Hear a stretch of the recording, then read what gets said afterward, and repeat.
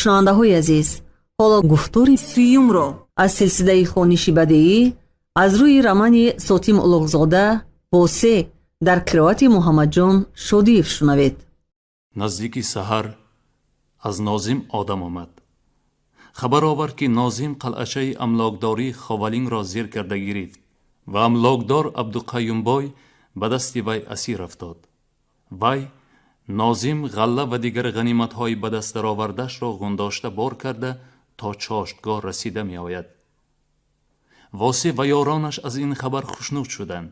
чаро хушнуд нашаванд ки корашон бо муваффақият рафта истодааст ва то ин дам онҳо ба ягон шикасти нокомии дучор нашудаанд. эътиқоди шӯришгарон бар ин ки ба сардорашон восе ҳақиқатан хизр назар карда будааст боз зиёдтар шуд.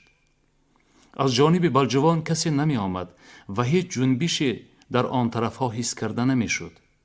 ин ҳол восеро як дараҷа ба хавотир меандохт. вай қарор дод ба балҷувон одами худро фиристонад то ки аз чигунагии аҳволи онҷо хабаре биёрад. вақте ки ба ин қарор омад, вай аз беғамии худ ҳайрон шуд ва дар дилаш худро маломат мекард ки чаро ин фикр пештар ба сараш наёмад. чаро ӯ то алҳол барои донистани вазъияти нишемангоҳи душман ва корубори бек ҳаракате накард. фавран ба балҷувон Кабир ном шӯришгар ҳамдиҳаи восе пинҳонӣ равона карда шуд. баъд восе ба Саидалӣ шӯришгаронро машқи шамширзанӣ ва таяқзанӣ додан фармуд. гуфт ки пиёдаҳои таяқдор бо саворон ҷангиданро машқ кунанд. Саидалӣ одамонро даста даста карда дар ҳар ҷо ба машқ андохт. чоштгоҳ Нозим бо дастааш аз Ховалинг омада расид. одамони вай ба 21 хар ғалла бор карда оварда буданд. дар болои хари 22-ум Абдуқайюмбои амлокдори дастбаста нишаста меомад. ба танаш як таҳи даридаи хоколуд, поҳои бараҳнаш дар замин кашол. диқонони аламзада ки аз амлокдор ҷафоҳо кашида буданд ба вай дарафтиданд. агар восе ва Нозим монеъ намешуданд, бойро зада кушанд ҳам аҷаб набуд. восе, ба ман раҳм кун. кӯдаквор гириста зорӣ мекард асир. агар ман гандагӣ карда бошам, мана имрӯз хуб ҷафояшро кашидам. ҳова кашидам, маро дар ин 2 фарсангро зада оварданд. илоҳӣ барака ёбӣ восе, маро ҷавоб де. ман аҳмақӣ кардам. минбаъд кушанд ҳам дигар ин корро намекунам. ҳарчи дошта бошам, хо ғалла бошад, хо молу чорпо, ҳамааш аз они ту. ҳоло дар ҳамин ҷо бош, бо ту баъд гап мезанем, бо нафрат гуфт восе. ӯро ба назорати Нозим супурданд. Нозим аз амлокдорхонаи Ховалинг сандуқчаеам оварда буд ки дар он амлокдор коғазу дафтарҳояшро нигоҳ медошт.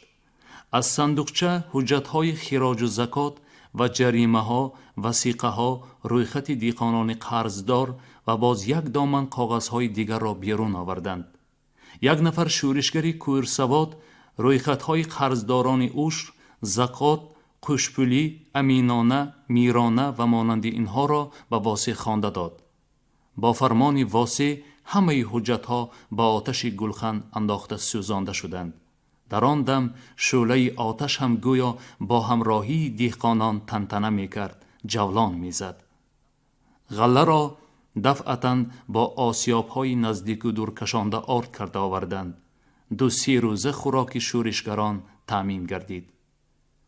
бегоҳи рӯзӣ Кабир аз балҷувон баргашт. қабоқаш овизон ва хавосаш парешон менамуд. ба пурсишҳои восе хоҳам нахоҳам ҷавоб медод. вай хабар овард ки дар балҷувон мунтазири сарбозони ҳисорӣ мебошанд. Кабир инро аз забони чандин кас шунидааст. назар ба гапи мардум ҳокими ҳисор дар таҳти фармондеҳии Раҷаб Додхо ном саркарда як даста сарбоз равона кардааст. додхоро фардо баъди пешин ё пасфардо саҳарӣ мунтазиранд. дар пои қалъа 200 нафар сарбозони савораи худи бек ҷамъ шуда истода буданд. мардуми шаҳр аз ҳаракати шӯришгарон ба тарафи балҷувон ва дар тӯти қозӣ ҷамъ шуда истодани онон бохабаранд. این خبرها را از شهر دیقانان رهکی و بازگرد میبرند. غیر از این بیک البته در قشلاقها جاسوسان دارد، گفت کبیر. اما وی حادثه ای را که در بلجوان به خودش روی داد نگفت. در آنجا نوکران بیک از گشت و گذار و نگاه های ناخالصانه کبیر گمان بد برده او را باز داشتند و به قلعه نزدیک بیک بردند. بیک فرمان داد که او را قین کنند. آخر وی از روی اقرار خودش باشنده دیه شورش برداشتگان بودنش را اقرار می شود. وی را از پایش به ستون آویخته قین کردنی شدند تا که به جاسوسی واسی بودنش اقرار کند. کبیر ترسیده اقرار کرد. گفت که او را واسی با زوری به شورش کشید و جاسوسی خود کرد وگرنه وی یک بیچاره بی آزار از شور بلوا بیزار است. آنگاه بیک با تهدید و نهیب به وی امر کرد که در بین شورشگران گشته از آنها به قلعه خبرکشی کند، یعنی جاسوسی بیک باشد، وگرنه بعد زیر کردن شورش این شورش به شک و شبهه پگاه بیگاه زیر کرده می شود. شورشگران به جزا و عقوبت می رسند. گفتند به وی خانه جای او را مصادره، زن و کودکانش اسیر و خودش قتل کرده خواهد شد. دیقانی در ترس و وهم افتاده به این هم راضی شد. فرمودند اگر کبیر خود را مسلمان شمارد کلمه شهادتش را خواند. وی خواند. آنگاه کلام شریف را آورده او را قسم دادند که در قلعه با بیک واخوردنش را به کسی نمی گوید و جاسوس مخفی بیک می شود. برای هر خبری آوردهش به وی پول و چیز خواهند داد. این است که قسم زبان کبیر را بسته بود. اما وی در تحت دلش به واسی صادق بود. نمیخواست به وی بدی کند. واسی از خبری سرباز فرستادن آستانه قول به مدد بیگی بلجوان در خواطر افتاد. قرار داد که همین شب پیش از رسیدن سربازان حصاری به مدد بیگ به بالای بلجوان یورش کند.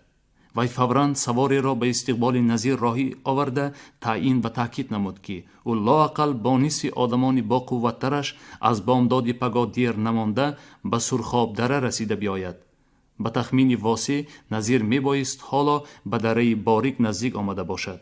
اگر شب به سرعت راه پیماید تا صبح به جای پیوستی دو گروه شورشگران که سر سرخاب دره است رسیده می تواند. پیرهی زیمار از بند توتی قاضی تا بلجوان با خم و پیچ خود یک فرسنگ راست را قریب 2 فرسنگ گردانیده از بالای چندین دیهات گمنام با تک و تاز گذشته به دره آبی تیره سرازیر می شود. در این دره تنگ و باریک وی در پیچ و تاب با نهرچه اشوگر مسابقه کنان به سوی دره سرخاب می اشتابد. شبانگاه این پیرهه لشکری با شتاب رونده واسی را کم و بیش در 3 ساعت به سرخاب دره برآورد. آبی تیره از دره همنامی خود برآمدن زمان با همسایه و همسفرش آبی گرمک واخورده همراه آنان به سرخاب می ریزد. اصلا سرخاب دره از همین ریزشگاه تیره و گرمک آغاز یافته به جنوب یازیده می رود. وی مثل وادی کلان و فراخ است.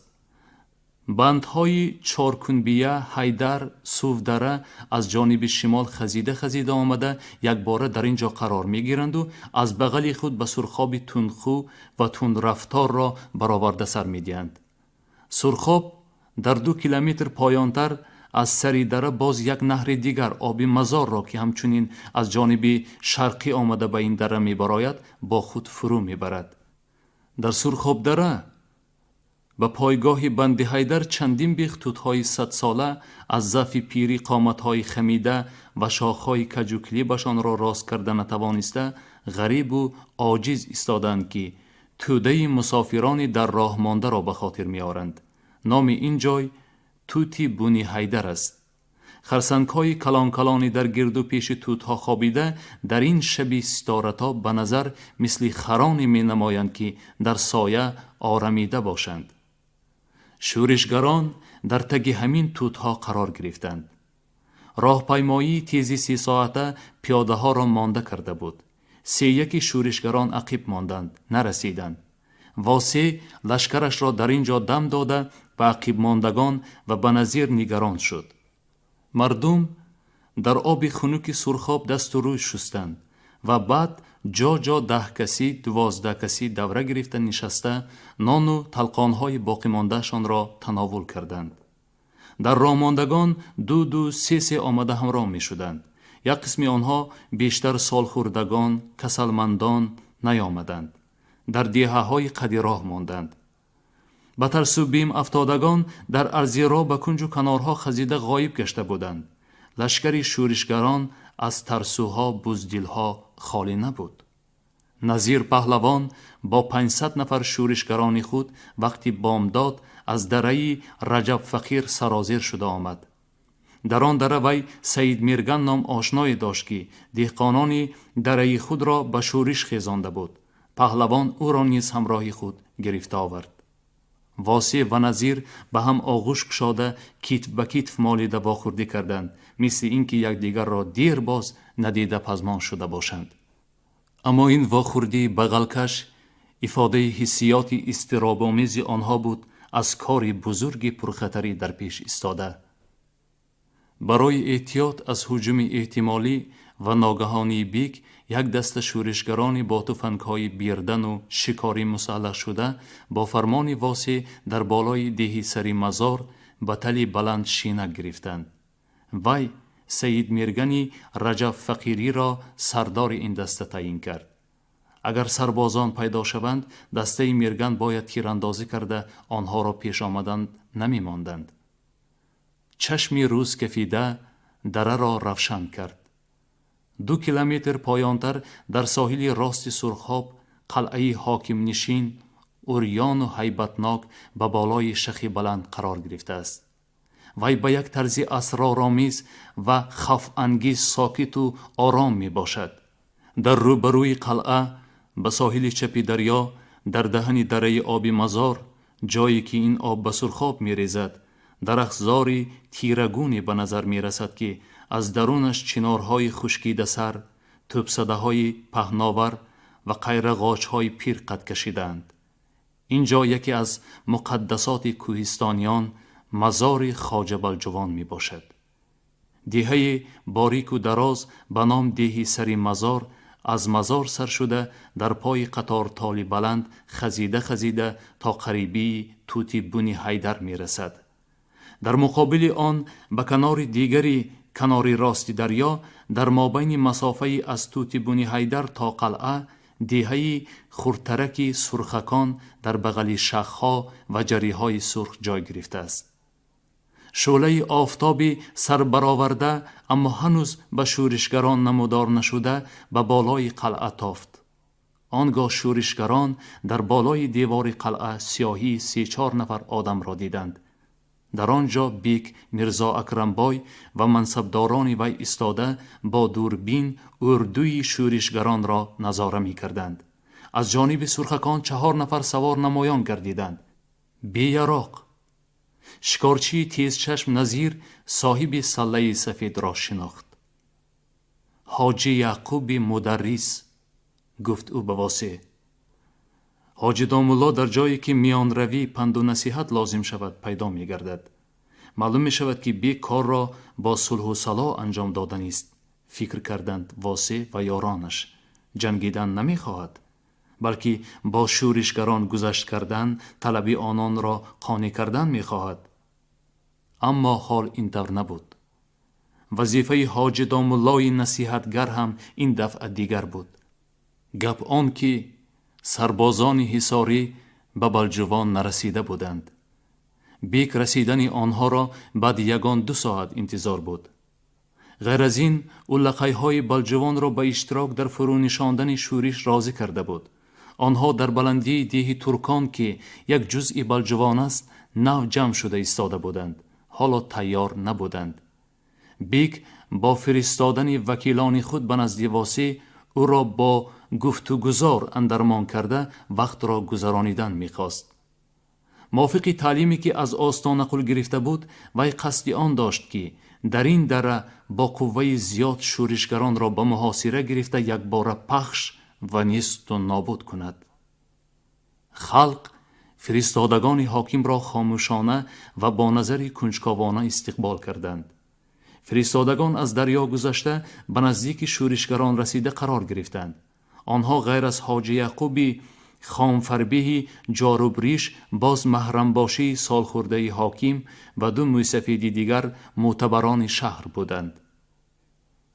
واسه با آوازی بلند خطاب کرد مدرس به میر شورشگران. جناب حاکم میپرسند که شمایان از برای چی آمدید؟ واسه بیشتاب از سر سنگ برخاسته دو دست به فوتش کرده گفت البته از برای سیر و تماشا نه. مقصدتان چیست؟ مقصد ما، گفته واسه اندک تأمل کرد و به خلق مراجعت نموده پرسید کی جواب میدهد؟ این مراجعت او برای وکیلان بیک هم برای عامه هم از غیر چشم داشت بود. سکوتی به میان آمد. بعد نظیر خسته من جواب میدهم گفت و به وکیلان روی آورده چنین سخنرانی استهزاء آمیزی کرد. مگر حاکم هنوز هم در قلعه نشسته است؟ آخر فقرا وی را کیها بیکار کردند که شما دامالله بروید به او بگویید که تیزتر از اینجا دفع شود. این نوع گفتار نظیر شیوه و آهنگ گفتگوی بعدینه را معین کرد. سید علی شوخ طبیعت با آواز باریک و بلندش به نظیر گفت تو نظیر میپرسی که حاکم مگر هنوز هم در قلعه نشسته است؟ مگر تو نمیدانی بعد از آن که او را خلقان از حاکمی بیکار کردن امیر هم بیکار کرده بوده است؟ اما میرزای میراخور این سفر به امیر زنش را پیشکش کرده است. از همین سبب امیر باز او را در منصبش ماننده است. خنده قاقا به هوا پیچید. به حکمی دردا که راز پنهان خواهد شد آشکارا به امیر به عوض منصب حاکمی دختری خود را تقدیم کردن میرزا اکرمبای با چه رای معلومی خلق گردیده در بین کوهستانیان هم گپ شده بود. بنابراین کنایه سید علی را همه فهمیدند. وکیلان بیک از این کنایه آشکار و دغل و از خنده قاقای عامه گرنگ شده حالا از گرنگی فارغ نگشته بودند که ناگهان از عقیب توده خلق مردی شیرینکار و مسخره باز خری را چپه سوار شده آمده به میان در آمد. وی سله و جامه کرده بود و تقلید بیک را می نمود. دیقان دیگر وظیفه خدمتگاری او را اجرا نموده خلچوبی در دست ایخ ایخ گویان خر را پیش می راند. بیک به او می گفت آیا سوول من 2 هفته باز راه می گردم و چرا هیچ به بخارا نمی رسم؟ یسوول به وی جواب می داد که آخر شما چطور به بخارا می رسید تقصیر؟ خرتون رو به بدخشان رفته ایستاده است که؟ بیک وی را دشنام داده فریاد می کشید که ای احمق، خرم رو به بدخشان باشدم روی خودم به بخارا کو؟ به سفر کی برآمدگی من یا خر؟ باز قاقا غلغله هیاهو. شورشگران گفتگی راه دور و خطرناکی وضعیت خودشان را فراموش کرده خوشحالی می نمودند. مثل آن بود که این خلق با آشکارا برافراشتن علم اسیان خونین هر گونه رشته پیوند، تابعیت و اطاعت به حکومت را برکنده تقدیرشان را به هر چی باداباد حواله نمودند. دیگر خود را از قید و شرط ها آزاد حس می کنند. اما درسترش این که آنها در مغلوبیت کلوخ باشی و کاری کرده نتوانستن حاکم با شورشگران عجز و ناتوانی حکومت را دیده از غلبه خودشان در مزار دادرک خاولین سری خاصار به زور و اقتدار خود باوری حاصل نموده دلیر و پردیل شده بودند.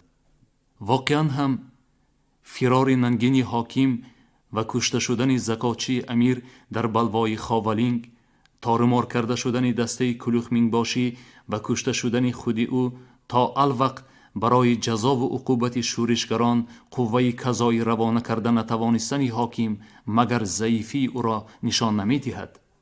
های واسه، این چی مسخرگی است که این مردم میکنند؟ بانگ زد حاجی یعقوب. خطاباً به خلق گفت شر نمی دارید، از خدا نمی ترسید که حاکم خودتان را مزاح میکنید. جناب حاکم از غلامان صادق جناب عالی می باشند و جناب عالی پادشاه بخارای شریفند، امیر المؤمنینند، بر سر مسلمانان سایه خدایند.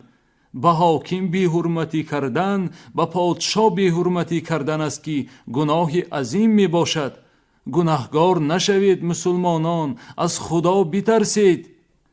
اسبی کبودی حاجی دامالله گویا سخنان سوارش را تصدیق کرده یک ذیل کله می جنبانید.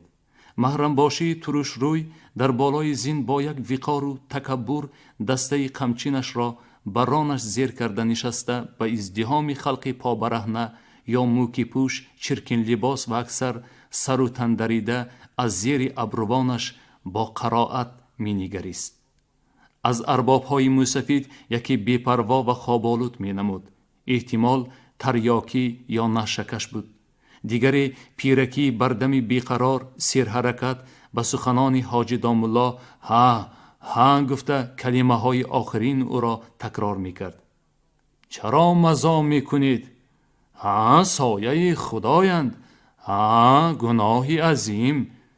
واسه باز به سردار شورش خطاب کرد حاجی یعقوب. اگر تو اسلحه از کلوخ مین باشی شهید گرفتگی را پس دهی، این مردم را پراکنده کرده به قشلاقهایشان گردانده فرستانی. به شرطی که گردانده فرستانی. گردن یازاند پیرکی بیقرار. جناب حاکم راضی هستند که عشر سال گذشته را نصف کم کنند. نصف کم میکنند، تکرار کرد پیرکی. فرمودند که تو وکیلان خودت را به قلعه فرست تا که حاکم از زبان آنها شرط و شرایط تو را شنوند و نزاع را بر رضایت تو و فقرا برطرف کنند. جناب حاکم کشمکش، جنگ و خونریزی را نمی خواهند، آسودگی فقرا را می خواهند. آسودگی فقرا را می خواهند. آسی نشوید فقرا. به ازدیام خطاب کرد مدرس. شمایان به گپ هر طایفه آدمان بی اندیشه اغوا پیشه در آمده دست به فتنه و فساد زدید، اسیان کردید، از این راهی خطا گردید. جناب عالی و جناب حاکم لشکری جرار بیشمار دارند. اگر خواهند در یک میژه به هم زدن همتان را خیر کرده می توانند، اما آنها بیدرک خون مسلمانان را ریختن نمی خواهند. اگر شما از کردارتان پشیمان شده توبه کرده خانه به خانه هایتان بروید، جناب عالی و جناب حاکم گناهانتان را می بخشند. می بخشند، البته می بخشند، تصدیق کرد شریکی سرغیرت حاجی. بعد حاجی دامالله درباره روا بودن حکم پادشاه بر فقرا و ناروا بودن اسیان ضد او گپ زده از قرآن حدیث های عربی به زبان راند که فقرا از آن حدیث ها کلمه هم نمی فهمیدند، ولی او در جواب این همه وزگویی و نطاقی خود بجز خنده و مزاح چیزی نمی شنید. با وجود این حاجی گفتار خود را دوام داد و در آخر گپ را باز به سر وکیل فرستانی به نزد حاکم آورد. واسه مانند همه شورشگران به حاکم یک ذره باوری نداشت. وی میرزا اکرمبای را بهتر از همه این خلق می شناخت. ولی با این همه مادام که حاکم با شورشگران گفتگو کردن می خواسته باشد، واسه قرار داد که از گفتگو روی نتابد و به واسطه وکیلان خود طلبات شورشگران را به حاکم پیشنهاد کند. کو ببینیم او چی می گوید. هیچ نباشد وکیلان دانسته می آیند که در قلعه چی گپ و چی حال است. به دلش می گفت واسه. وکالت را وی به گل قربان حافظ آدینه و شریف نام دیقانی ستلموشی سپرد. رضا را به اسبانی آنها تعیین کرد. بناگاه املاکدار خاولینگی عبدالقیوم بای اسیر در پیش واسه زانو زده به زاری و تولا کردن در آمد. مرا هم به اینها همراه کرده فرست عبدالواسه. به کلام شریف به تربت پاک خواجه بلجوان قسم من طرفی تو را گرفته با حاکم گپ میزنم. گپ میزنم. در حقیقت به فقرا جور شد. آخر من هم چشم دارم، میبینم که این جور است. دلی من هم سنگ نیست، به حال فقرا میسوزم عبدالواسه. لیکن من علاج نداشتم، مجبور بودم که به فرمان حاکم عمل کنم. مجبور بودم. در وقتش از من به تو هم آزار رسید عبدالواسه، اما این هم از ناچاری بود. من پشیمانم، 100 بار پشیمانم. توبه کردم. تو یک بار از گناهم گذرو، مرا آزمای. من منافق نیستم، قسم خوردم. آخر کی میخواهد که قسم زده شود عبدالواسه؟ واسه ملاحظه کرده ایستاد و راضی شد. به قسم بای باور کرد. خب برو، گفت او. اصلا املاکدار بابای جای در کاری نداشت. باری زیادتی بود. به گرو ایستادن هم نمی شایست، زیرا واسه می دانست که حاکم هرگز خریدار این املاکداری که از ناودبرایی خود کار را بای داده و اسیر هم افتاده است نخواهد شد. با حاکم بگوید که ما 4 شرط داریم. به وکیلان خود مراجعت کرده گفت واسه با آوازی بلند تا که دیگران هم شنوند. یکم، حاکم عشر 3 سال قحطی را نگیرد، از هر کسی که گرفته باشد بگرداند. دوم، ناحقانه را بیکار کند. سوم، به واقعه خاولینگ و مزار دادرک هیچ کس را گناهکار نکند. چهارم، املاکداران خاولینگ، سری خاصار، یخسو، بلجوان، توتقوول، طویل دره را بیکار کرده به جایشان آدمان فقرا خواستگی را تعیین کند. اگر حاکم همین شرط های ما را قبول کند، ما شورش را بس می کنیم، به قشلاق هایمان گشته می رویم. شما به همین شرط ها چی می گویید؟ معقول؟ پرسید وی از خلق. آوازهای پرغلاغله معقول سخنی او را تصدیق کردند. به ناگهان ناظم پیش برآمده گفت: واسه، اگر حاکم شرط های شما را قبول کردم گفته قول دید و بعد از قولش گردد، آن وقت ما چیکار میکنیم؟ آخر این حاکم ها بی قولند. صداها و خطابهای پرشور و غوغا به شبهه ناظم شریک بودن شورشگران را افاده میکردند. یک نفر باشنده دهه استا سفری از بن گلویش تا تگ چشمان کلان کلانی میشیش پوری پشم و ریشی سیاه چنین تکلیف درآورد: حاکم قولش را ختم مهر بکند و بیارد، با ما بخواند. قطعی قاضی و 2-3 ملای دیگر بیاید، در پیش آنها به قولش قسم بخورد. بعد میرزای حاکم آن خط را در بازارهای بلجوان، خاولین، کنگورت، سری خاصار به خلقها با آوازی بلند بخواند. اگر که همین طور نکرد، من به قول خشک و خالی او باور نمی کنم. باز غلاغله نداهای تحسین، همفکری، راست میگوید، قسم بخورد حاکم، پیش خلقان قسم بخورد، گپی همه ما همین، گپی خشک و خالی فریب است، ما فریب نمیخوریم. واسه دست بالا کرده خلق را آرام نمود. خوب این گپ به من هم معقول، همین طور شود. وی به حاجی یعقوب و شریکانش نگاه کرده گفت: شما تا برگشتن وکیلان ما در همین جا می ایستید. چی علاج؟ وکیلان بیگ زاری داشتند که زوری نداشتند، خواه و ناخواه قبول کردند. معلوم بود که واسه آنها را به گرو نگاه داشت تا که بیگ فرستادگان وی را باز داشته یا به آنها آسیبی رسانده نتواند اندیشه کند. گل قربان و شریکانش به 4 از سوار شده روان گردیدند. املاکدار خاولینگ را ریزا به پشتش سوار کرده بود. شما گفتار 30 را از روی رمانی صوتی ملکزاده واسه در قرائت محمد جان شودیف شنیدید.